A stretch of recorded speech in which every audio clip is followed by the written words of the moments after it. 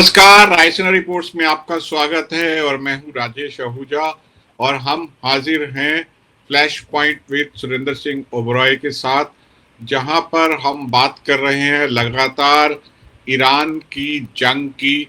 Israel और America के साझा हमले के बाद जो जंग शुरू हुई तीसरे दिन में प्रवेश कर चुकी है। आज का दिन कैसा गया? सऊदी अरेबिया की सबसे बड़ी तेल कंपनी की रिफाइनरी पर अटैक हुआ। अमेरिका के 3 फाइटर जेट्स, कम से कम 3 अभी तक अमेरिकन सेंट्रल कमांड ने कबूल किया है कि वो कुवैत में गिर गए, क्रैश हो गए। उनके पायलट जो क्रू मेंबर 6 थे वो सकुशल इजेक्ट करने में कामयाब रहे, लेकिन फ्रेंडली फायर की बात की जा रही है। इसके अलावा ईरान के रिटेलिएटरी स्ट्राइक्स जो है वो लगातार चल रहे हैं। खबरें आ रही हैं कि क्या खामनेई की जो मौत है, जिसके बारे में प्रिसाइज इंटेलिजेंस के बारे में हम बात कर चुके हैं, क्या वजह थी कि जिस कंपाउंड में खामनेई अपने 40 शीर्ष कमांडर्स और सलाहकारों के साथ मौजूद थे, उसे अमेरिका आसानी से निशाना बना पाया। तमाम तरह की बातें जो है वो सामने आ रही है, लेकिन अमेरिकी अखबार जो है अभी वहाँ पे सुबह के बाद जो अखबार आए हैं उसमें जो हेडलाइंस हैं, screaming headlines, war spirals out. तो अमेरिका में एक ऐसा नजर आ रहा है कि शायद ये जंग जो है वो काबू से बाहर हो रही है, अमेरिका के काबू से बाहर हो रही है। सुरेंद्र जी, आपको लग रहा है कि ये जंग जो है really it is spiraling out? जी, जैसे राजेश जी आप बोल रहे थे कि आज डे 3 है, और अगर आप देखिए आज अटेंशन कहाँ पे है। आज अटेंशन जो कॉन्फ्लिक्ट की है ईरान में नहीं है, वेस्ट एशिया में है। तो कंप्लीटली ये वाइडन अप हो गया है।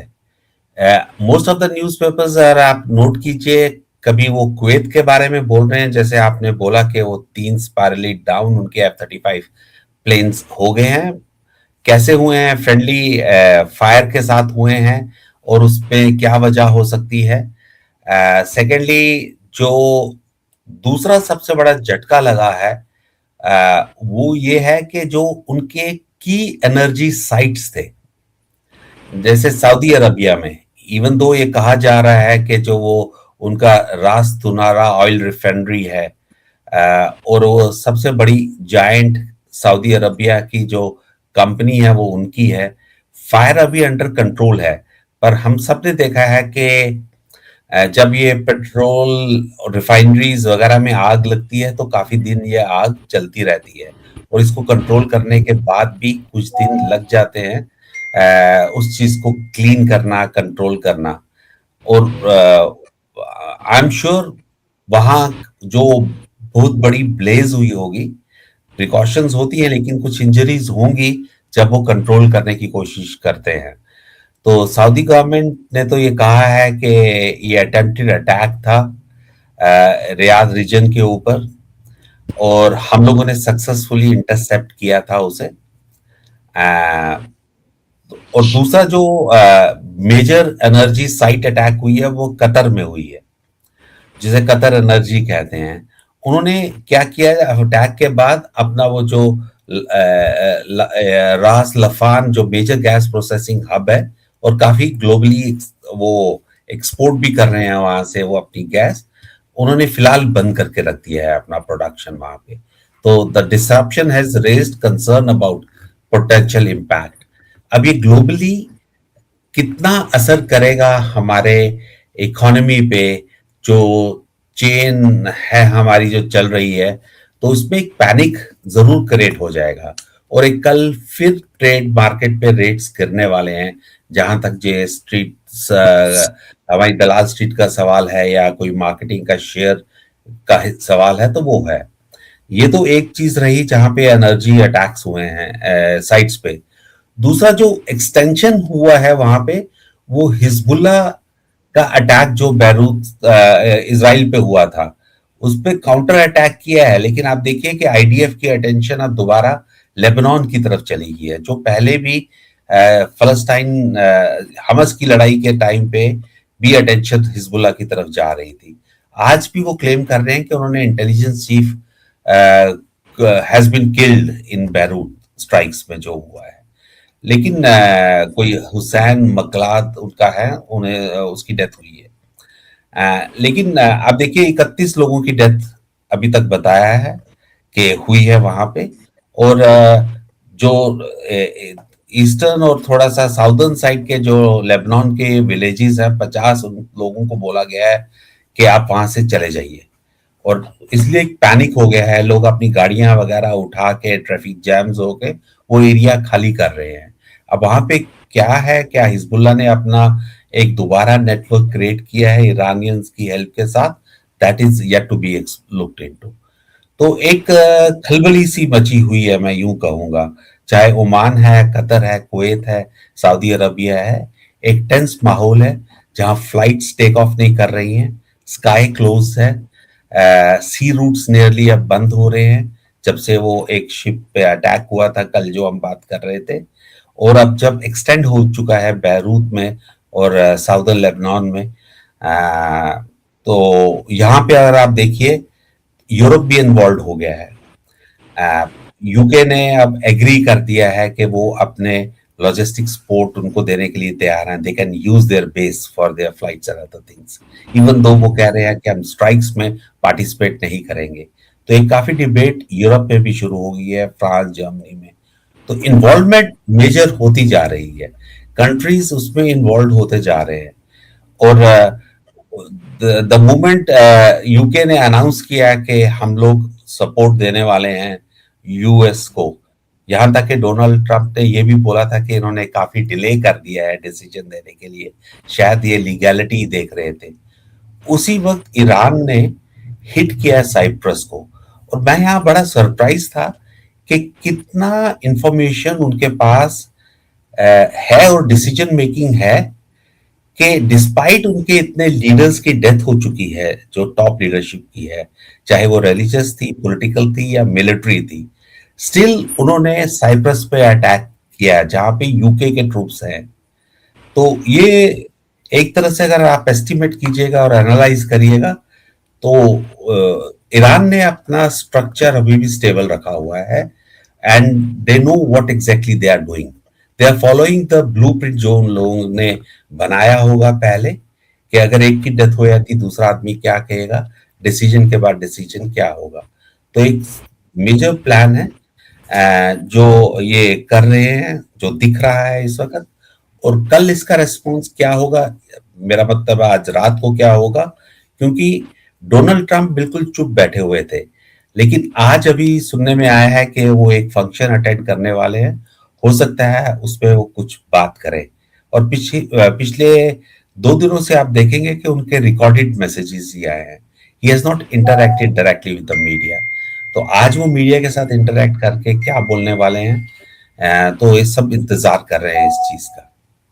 शायद उनके सलाहकार जो हैं वो घबराते हैं कि अगर डोनाल्ड ट्रंप जो हैं बिना किसी स्क्रिप्ट के बात करेंगे तो ना जाने ऐसा क्या बोल दे कि ठंडी पड़ती हुई आग में घी डल जाए, या क्योंकि उनका कहना एक तरह से जो है वो अमेरिकन पॉलिसी बन जाता है फिर, क्योंकि फिर उनके सारे के सारे जितने उनकी सपोर्टर्स हैं वही लाइन ले लेते हैं।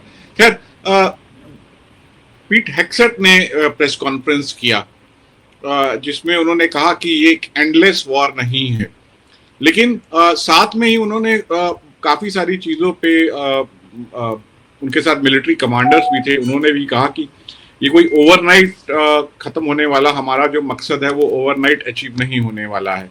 तो शायद वो जनता को बता रहे हैं कि एक लंबे वक्फे के लिए इस वॉर के लिए तैयार रहें।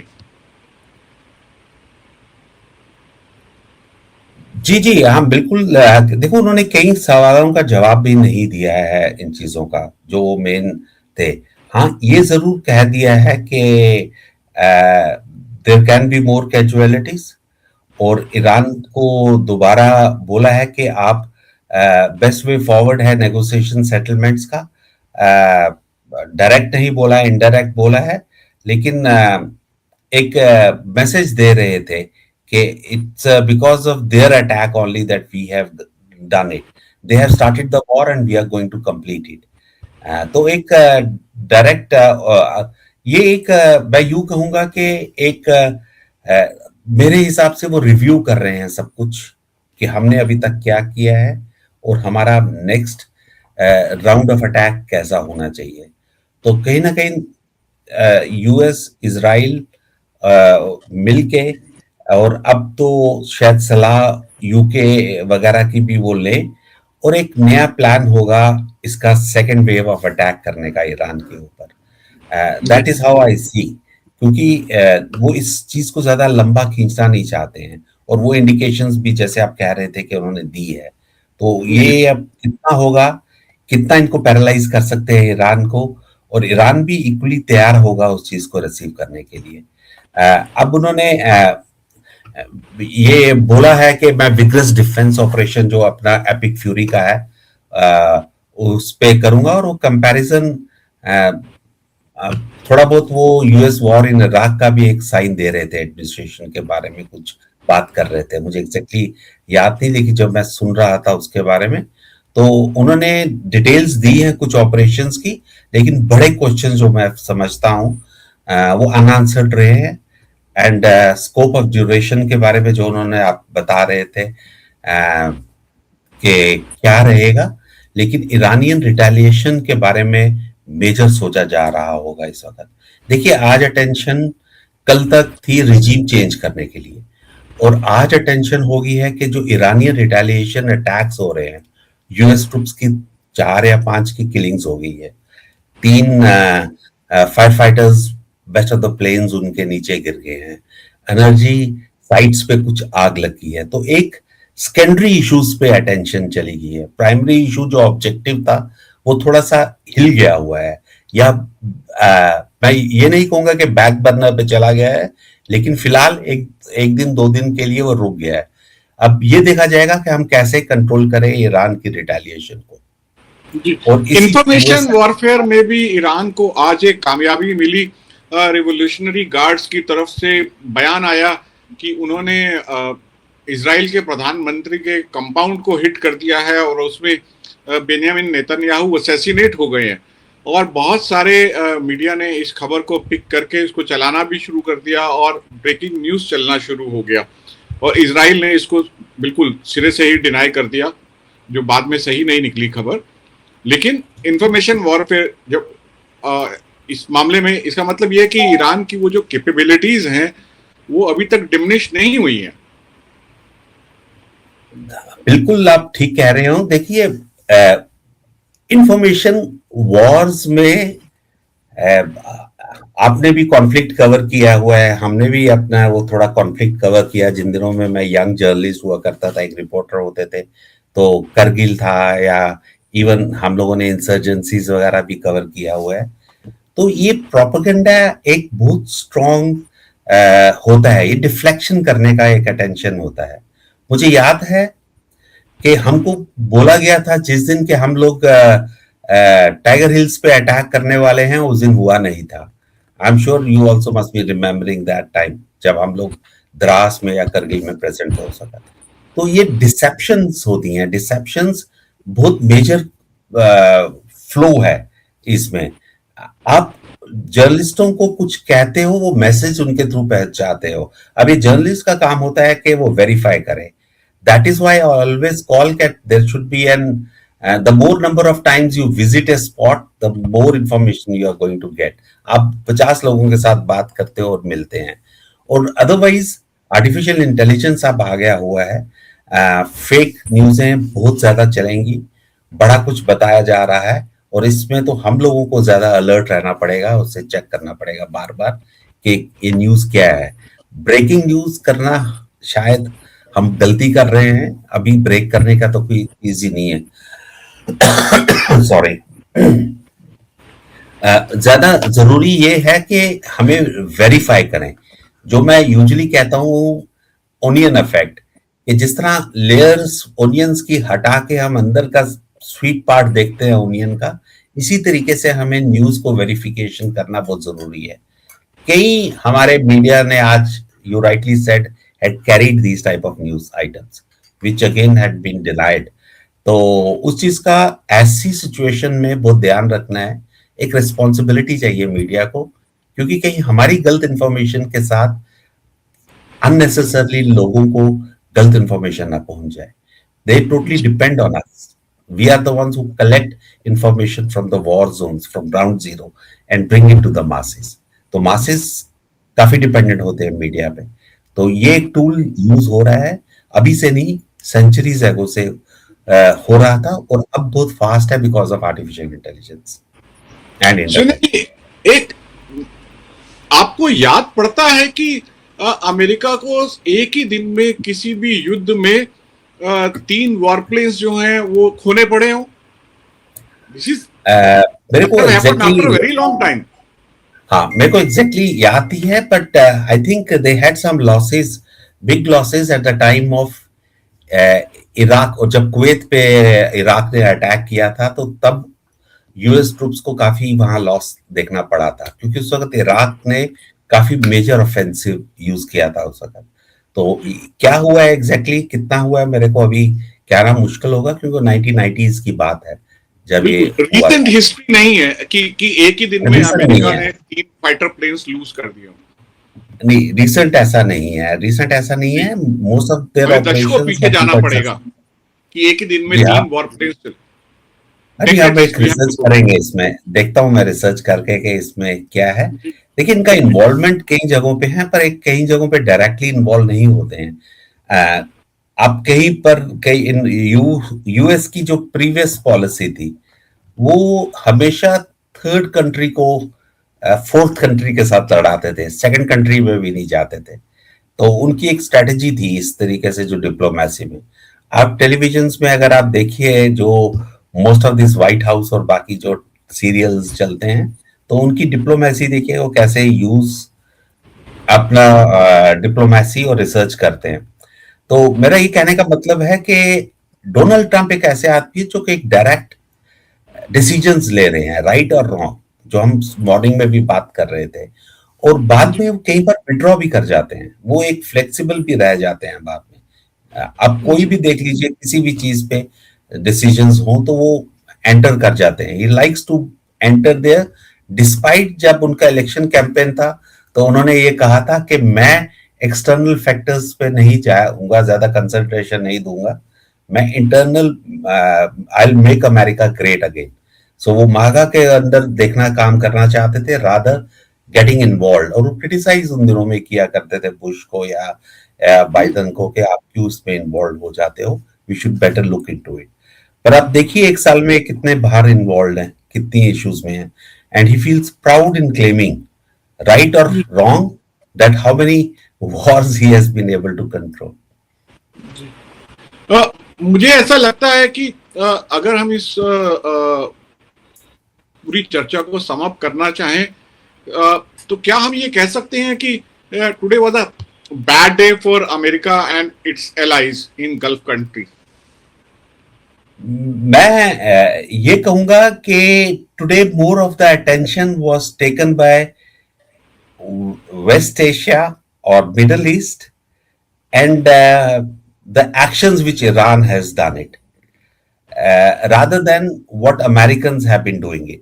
Americans more or less I think आज observatory mood पे थे, attacks किए उन लोगों ने, लेकिन वो जो मेजर अटैक्स होने चाहिए थे ईरान पे, वो विजिबल नहीं थे आज उनकी तरफ से. तो इस क्लियर इसका मतलब है कि जो उनका सेंट्रल कमांड है, जो आर्मी चीफ है उनके, they were looking for something better. और हो सकता है कि वो थोड़ा सा गैप भी देना हो, क्योंकि कई स्पेशल फ्लाइट्स अब ऑपरेट होने वाली हैं, जहां से वो अमेरिकन, यूके वगैरह के लोगों को बाहर निकालना चाहते हैं गल्फ कंट्रीज में. They also don't want that there should be more casualties of their citizens who are living in gulf countries. और वो मिलियंस में, अगर आप सब यूरोपियन कंट्रीज के अगर आप लोग मिलाओगे सारी कंट्रीज में, तो आज काफी रात को फ्लाइट्स आने वाली हैं, जाने वाली हैं. शायद वन ऑफ द रीजंस ये हो सकता है कि जो ये स्पेशल फ्लाइट्स हैं, उस पाथ को वो थोड़ा सेफ रखना चाहते हैं, ताकि सिविलियंस जितना निकल जाएं उनके कंट्रीमैन, वो बेटर होगा. तो let's keep an I on that also. कल हम जब मॉर्निंग में मिलेंगे तो उस चीज पे शायद एक नजर रखनी होगी, और हो सकता है हमारे इंडियन फ्लाइट्स भी कुछ ऑपरेट हों और हमारे लोग भी कुछ वापस आए। बहुत बहुत शुक्रिया इस अपडेट के लिए सुरेंद्र जी। अब दर्शकों से सुबह मिलेंगे और फिर नए ताजे हालात, ताज़ा हालात जो भी होंगे उस पर चर्चा करेंगे। Thank you for joining. Let's thank you, and let's keep our fingers crossed